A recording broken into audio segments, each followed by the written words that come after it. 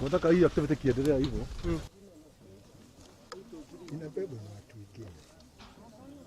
Kuna watu waliingia ndani wameusausa hata hii shamba hatuwajui, lakini sasa wajue shamba iko na wenyewe.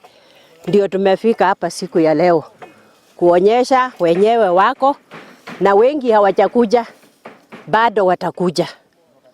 Majina yangu ni James Mkua Tai na mimi ni chairman ya Academia Group. Kadi 2007 ilifika, watu wakatoka, wengine wakaingia ambao tulikuwa na hawa. Hawa watu waliingia after 2007. Ndio saa hii wako kwa samba and some of them are there illegally. Lakini kwa sababu sikuota sasa kwa wamepewa 8 or 3 acres ambao ilikuwa imetengewa hawa sehemu yao.